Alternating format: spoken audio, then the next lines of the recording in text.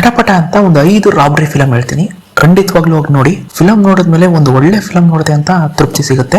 ಹಾಗಾದ್ರೆ ಬನ್ನಿ ವಿಡಿಯೋನ ಶುರು ಮಾಡೋಣ. ನಾನೀಗ ಹೇಳ್ತಿರುವಂತ 5 ರಾಬ್ರಿ ಫಿಲಂಗಳನ್ನ ನೀವು ಕೊನೆಯ ತನಕನೂ ಗೆಸ್ ಮಾಡಕ್ಕಾಗಲ್ಲ, ದರೋಡೆಕೋರರು ಹೇಗೆ ಬ್ಯಾಂಕ್ ನ ರಾಬ್ರಿ ಮಾಡಿದ್ರು ಅಂತ ಹೇಳಿ. ಹಾಗಾದ್ರೆ ಬನ್ನಿ ಮೊದಲನೇ ಫಿಲಂ ಯಾವುದು ಅಂತ ನೋಡೋಣ.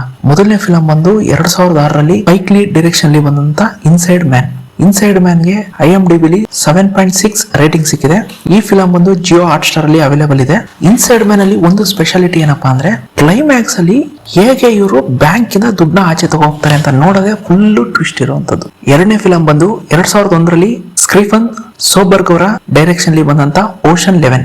ಓಷನ್ 11 ಗೆ IMDb 7.7 ರೇಟಿಂಗ್ ಸಿಕ್ಕಿದೆ. ಈ ಫಿಲಂ ಬಂದು ಜಿಯೋ ಹಾಟ್ ಸ್ಟಾರ್ ಅಲ್ಲಿ ಅವೈಲೇಬಲ್ ಇದೆ. ಈ ಫಿಲಂ ಅಲ್ಲೂ ಅಷ್ಟೇ ನಿಮ್ಗೆ ಕ್ಲೈಮ್ಯಾಕ್ಸ್ ಅಲ್ಲಿ ದರೋಡೆಕೋರರು ಒಂದು ಕ್ಲಬ್ ಇಂದ ದುಡ್ಡನ್ನ ಆಚೆ ತಗೋ ಹೋಗ್ತಾರೆ. ನಾವೆಲ್ಲ ಏನೋ ಬೇರೆ ಗೆಸ್ ಮಾಡಿರ್ತೀವಿ, ಆದ್ರೆ ಇವರು ಟ್ವಿಸ್ಟ್ ಕೊಟ್ಟು ಇನ್ನೊಂದ್ ರೀತಿಯಲ್ಲಿ ಕ್ಲೈಮ್ಯಾಕ್ಸ್ ಹೇಳ್ತಾರೆ. ಸಖತ್ತಾಗಿದೆ, ಜಿಯೋ ಹಾಟ್ ಸ್ಟಾರ್ ಅಲ್ಲಿ ಇದೆ. ಮೂರನೇ ಫಿಲಂ ಬಂದು 2018ರಲ್ಲಿ ಕ್ರಿಸ್ಟಿಯನ್ ಗೋಡೆಗಾಸ್ಟ್ ಅವರ ಡೈರೆಕ್ಷನ್ ಅಲ್ಲಿ ಬಂದಂತ ಡೆನ್ ಆಫ್ ಥೀವ್ಸ್.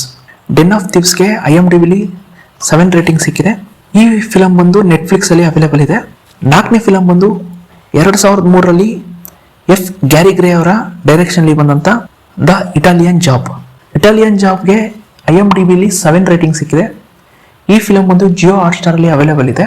ಐದನೇ ಫಿಲಂ ಬಂದು 2017ರಲ್ಲಿ ಎಡ್ಗರ್ ರೈಟ್ ಅವರ ಡೈರೆಕ್ಷನ್ ಅಲ್ಲಿ ಬಂದಂತ ಬೇಬಿ ಡ್ರೈವರ್.